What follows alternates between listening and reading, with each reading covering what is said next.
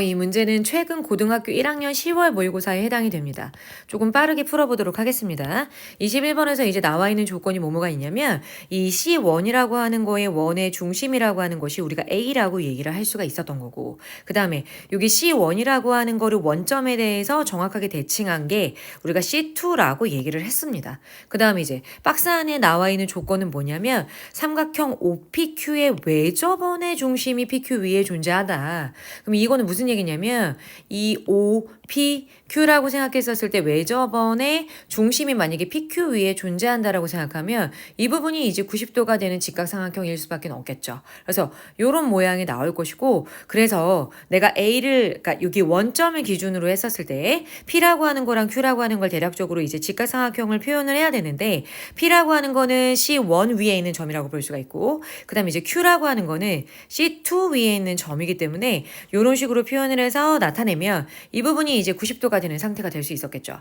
근데 여기서 우리가 이제 판단할 수 있는 게 뭐가 있냐. 요 Q라고 하는 거를 정확하게 원점 대칭을 하게 되면 C1 위에 이런 식으로 나타내어지고, 이걸 우리가 이제 Q-라고 표현을 하면 이 부분을 조금 연결해서 보자. 그럼 이렇게 연결될 수 있잖아. 그치? 그래서 우리가 여기 이제 직각 삼각형이 되는 것인데 양쪽이 이등변 삼각형이 나오는 상태. 이 부분이 6이라고 얘기를 했기 때문에 이 PQ-라고 하는 부분이 여기 C1이라고 하는 부분에서의 지름의 형태인데 이게 길이가 6이다라고 얘기를 할 수가 있다는 거죠. 그러면 우리가 그 다음 과정에서 어떻게 얘기를 할 수가 있을 것이냐. 일단 A라고 하는 점을 한번 놔보자. 어떻게 A, B다라고 한번 놔볼게요. 그러면 여기 이제 A라고 하는 점을 이미 놓은 상태이기 때문에 여기 지금 원점 사이의 거리가 우리가 3이다라고 하는 부분은 판단이 가능하다. 그렇다면 이것은 원점이 어차피 0,0이니까 그러면 A의 제곱에다가 플러스 B의 제곱을 하게 되면 9가 나온다라고 1차적으로 볼 수 있을 것이고, 선생님이 여기 이제 원점 대칭한 이 원에서의 원의 중심을 이렇게 나타내고, 그렇다면 이 C2라고 하는 식은 어떻게 나타낼 수 있을 것이냐. X 플러스 A의 제곱에다가 Y 플러스 B의 제곱이라고 하는 게 9다라고 볼 수가 있는데, 그러면 여기 9다라고 하는 게 여기 위에도 나와 있으니까 이 부분을 A의 제곱 플러스 B의 제곱으로 일단 놓고, 선생님이 이렇게 놓은 이유가 있어요.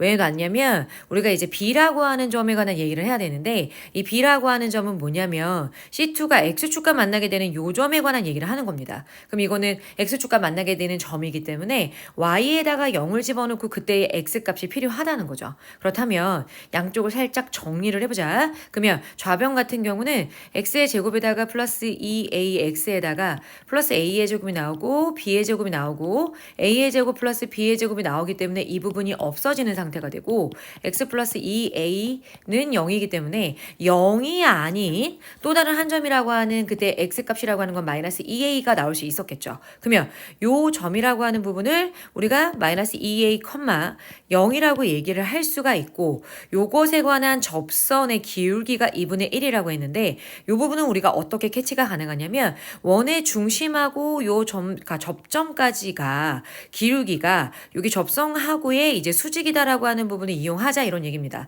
그러면 두 점을 알고 있을 때 기울기라고 하는 건 어떤 식의 표현이 가능하냐면 x끼리 뺀 다음에, 그죠? x끼리 빼면 a가 되고 y끼리 뺐다라고 생각하면 마이너스 b가 나오기 때문에 요거랑 수직이다라고 생각하면 우리 기울기 얼마라고 볼 수 있는 거야? b분의 a라고 볼 수가 있었겠죠. 근데 이게 뭐가 나온다? 2분의 1이라고 볼 수가 있었다. 그렇다면 b라고 하는 애가 2a라고 하는 값으로 나올 수 있었겠죠. 그럼 선생님이 a하고 b에 관한 식이 현재 두 개가 나온 상태야.